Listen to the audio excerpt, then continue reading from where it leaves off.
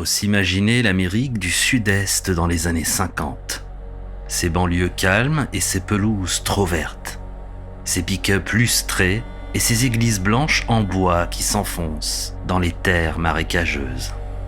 La Floride est déjà une carte postale moite, posée entre deux extrêmes, les mirages touristiques et les zones rurales oubliées. C'est dans ce décor que grandit Gerard John Schaeffer, né le 26 mars 1946 à Neenah, une petite ville tranquille du Wisconsin. Son enfance se déroule entre les déménagements, les villes où l'on ne s'attarde jamais, les écoles que l'on quitte trop tôt. Il passe par Atlanta, Nashville, puis enfin Fort Lauderdale, où la famille pose ses valises définitivement. Chez les Schaeffer, la façade est correcte.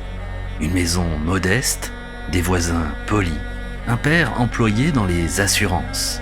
Mais derrière les rideaux tirés, le silence domine. Le père, Otto Schaeffer, boit. Il rentre tard, s'emporte vite, distribue les reproches avec une autorité froide.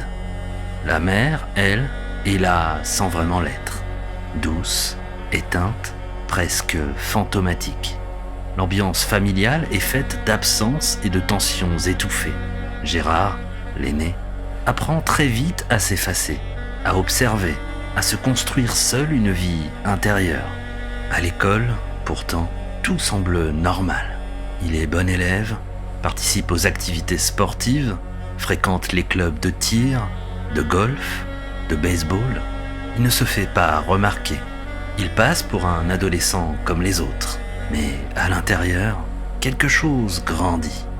Une solitude lourde, une fascination étrange pour le contrôle, l'observation, les jeux d'autorité. Très jeune, il commence à épier ses voisines, à se cacher dans les buissons, à suivre les silhouettes qui passent sous les lampadaires.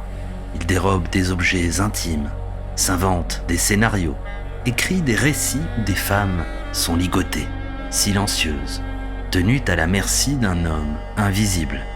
Ces textes, qu'il commence à rédiger dès le lycée, sont glaçants. Il y décrit des mises en scène détaillées où des jeunes filles sont attachées à des troncs, suspendues au-dessus d'un vide imaginaire, soumises à un jeu dont il est le seul maître. Il parle de cordes, de regards figés, de gestes retenus. Il ne s'agit pas seulement d'un fantasme de domination. C'est une esthétique, un théâtre du pouvoir. C'est une manière de contrôler le vivant, de transformer la peur en objet. En 1964, à l'âge de 18 ans, il entre à l'université de Miami, puis à celle de Florida Atlantic University, à Boca Raton. Il étudie l'éducation, se destine à devenir professeur d'histoire. Il épouse une jeune femme prénommée Martha Fogg. Mais le mariage ne tient pas. Elle racontera plus tard que son mari avait un plaisir trouble à rabaisser les autres, qu'il se comportait avec une arrogance sourde, surtout envers les femmes. Un jour, elle le surprend en train d'imaginer à voix haute comment il tuerait quelqu'un sans laisser de traces. Elle prend peur. Elle le quitte. Gérard Schaeffer, désormais seul, enchaîne les expériences professionnelles. Il tente d'entrer dans les ordres, se rapproche un temps de l'église catholique, envisage même le séminaire, mais il se ravise. Ce n'est pas la foi qui l'attire, mais le pouvoir de l'habit, la possibilité d'être craint, écouté, respecté. Il comprend très vite que le plus sûr moyen d'exercer une autorité sans être questionné, c'est d'entrer dans la police. En 1971, après plusieurs candidatures, il est enfin engagé comme officier à Wilton Manors, dans le comté de Broward, au sud de la Floride. Il a 25 ans. L'uniforme lui va bien. Il s'applique. Il est ponctuel, zélé, courtois. Mais rapidement, son comportement inquiète. Il interpelle des jeunes femmes sans motif valable. Il se montre trop présent, trop intrusif. Il se sert de son badge pour faire du zèle. Il sera renvoyé au bout de quelques mois, officiellement pour avoir utilisé ses fonctions à des fins personnelles. Loin d'abandonner, il postule ailleurs.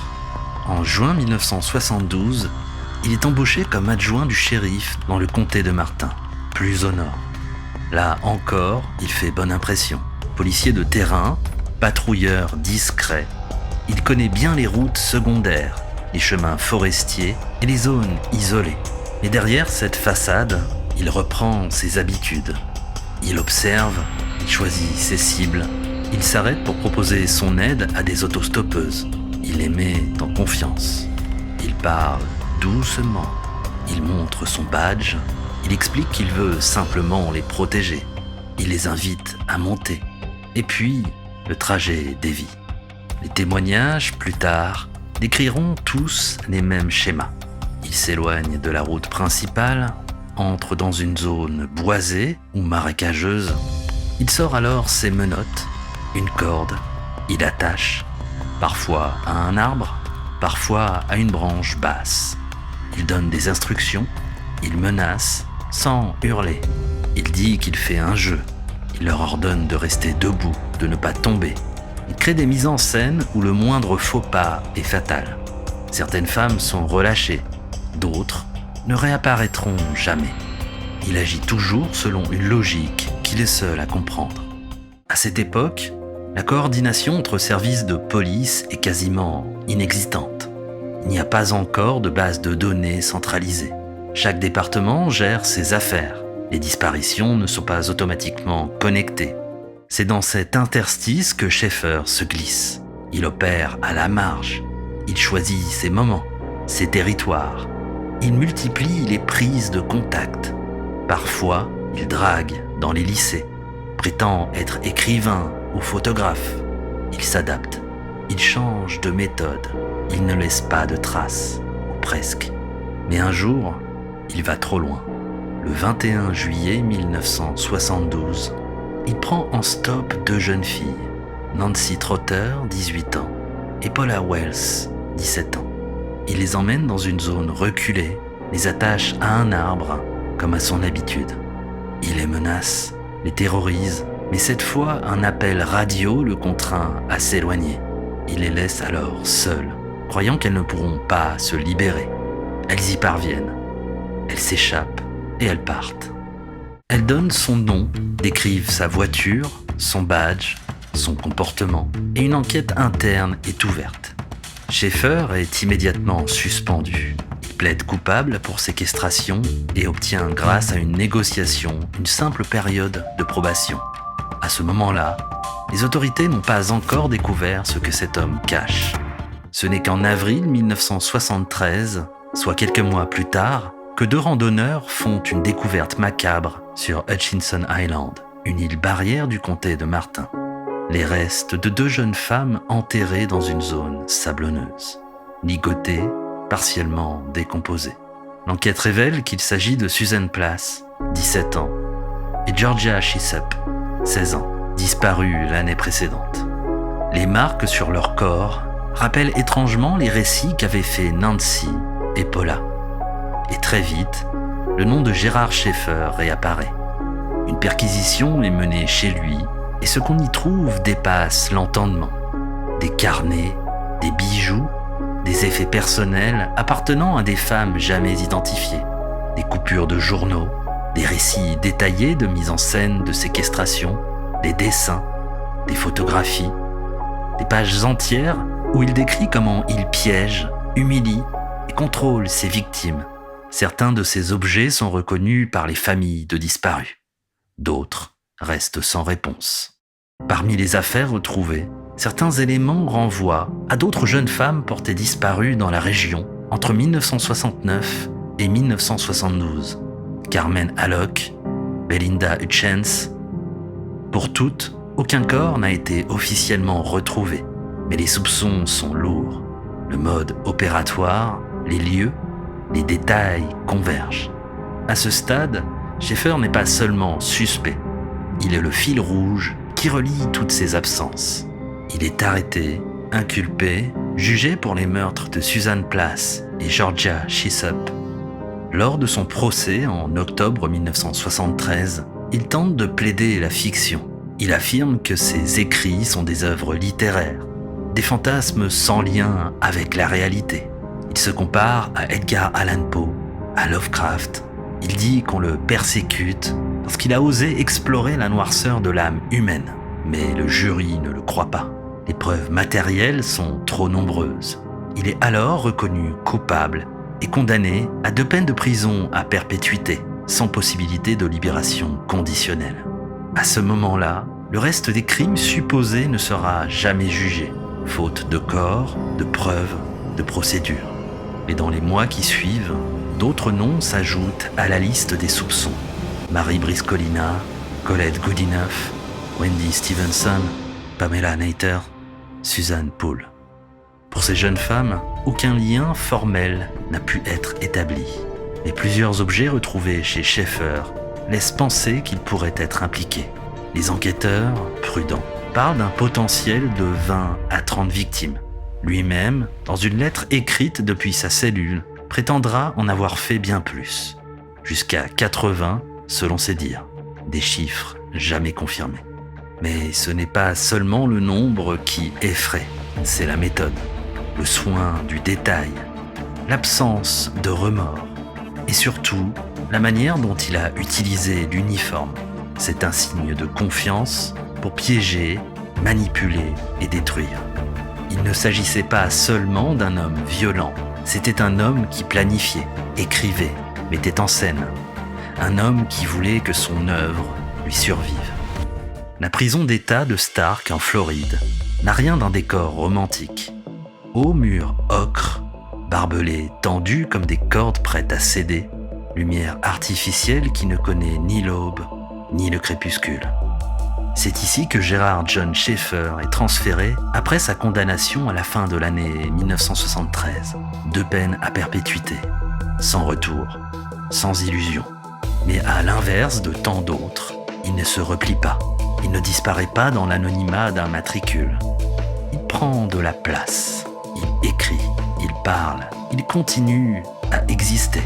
Dans sa cellule, il aligne des feuillets, pas pour se confesser, pas pour se repentir, pour prolonger ce qu'il pense être une œuvre, un territoire mental où il règne sans entrave. Il nomme ça de la littérature noire. Il se compare à de grands auteurs, affirme que ses récits sont symboliques, satiriques, esthétiques, mais ses textes disent autre chose. Ils évoquent des scènes de mise à mort minutieusement décrites, des visages apeurés, des dialogues qui résonnent de vérité, trop de détails, trop de ressemblances avec les scènes de crimes retrouvées, trop de coïncidences pour les familles de disparus. En 1989, il publie en collaboration avec une ancienne petite amie devenue écrivaine, Sandra Landon, un recueil intitulé Killer Fiction. Le titre provocateur résume à lui seul l'ambiguïté du projet. Schaeffer soutient qu'il ne s'agit que de fiction. Pourtant, plusieurs proches de victimes affirment reconnaître dans les récits des faits réels, parfois même des objets ou des citations exactes que seul l'auteur des faits aurait pu connaître. Les autorités elles-mêmes admettent leur malaise.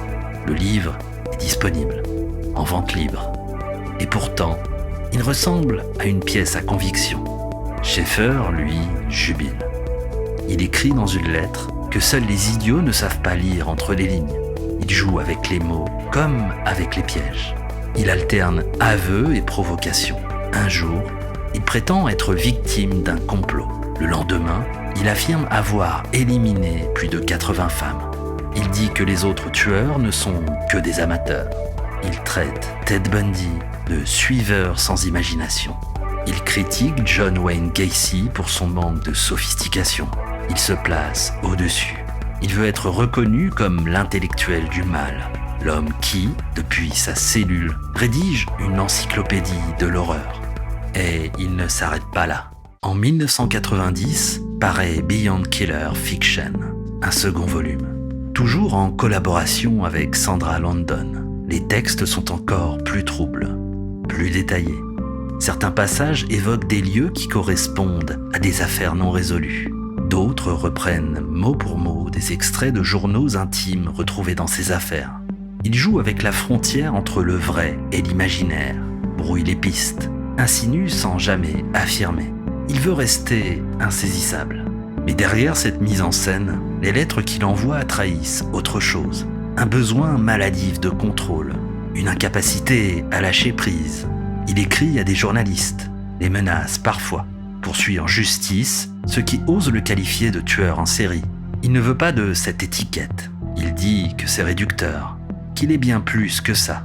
Il attaque ceux qui parlent de lui sans son autorisation. Il veut maîtriser son image, même enfermée, même effacée. Il répond à tout.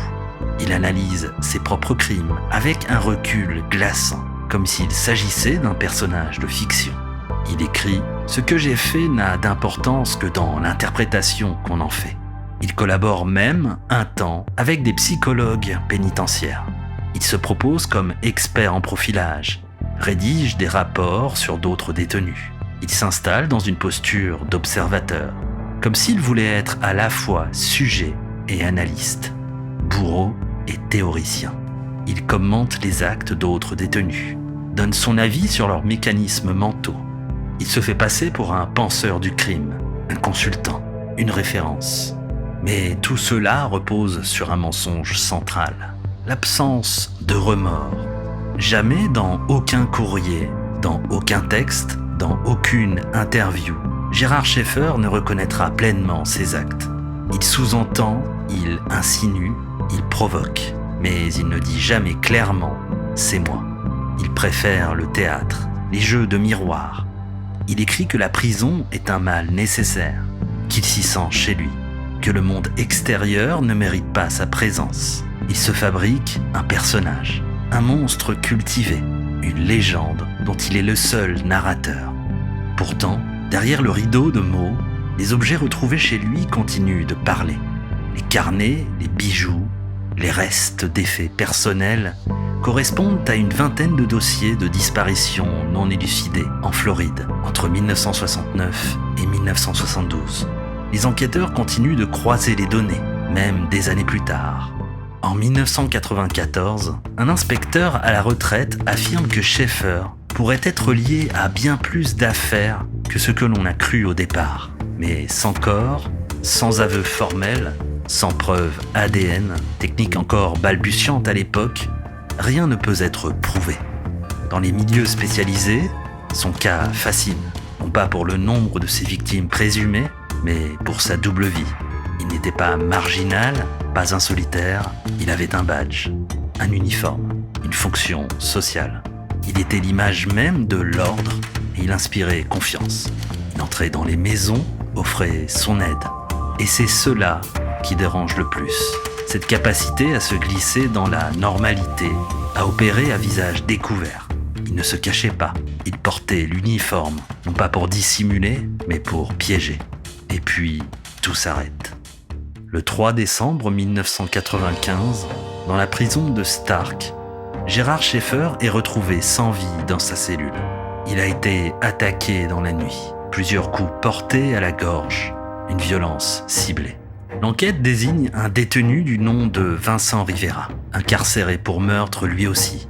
Officiellement, la dispute aurait éclaté à propos de la télévision. Un banal conflit de détention. Officieusement, certains parlent de revanche, d'une provocation de trop, d'un mot mal placé, d'une confession trop explicite.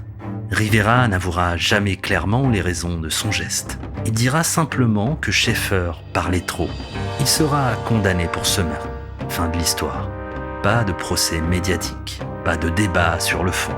Schaeffer meurt dans le silence administratif. Mais pour beaucoup, cette mort marque une libération symbolique, comme si la parole avait enfin été interrompue, comme si le monologue d'un homme persuadé d'être au-dessus des lois trouvait là sa conclusion. Aujourd'hui encore, les experts en criminologie s'interrogent. Était-il un pur manipulateur, un narcissique pathologique ? Ce qui est certain, c'est que dans l'histoire de la criminalité américaine, Gérard Schaeffer occupe une place à part, ni starisé, ni oublié, une figure en marge, une anomalie. Les proches des disparus, eux, n'ont jamais cessé de chercher, de comparer, de recouper.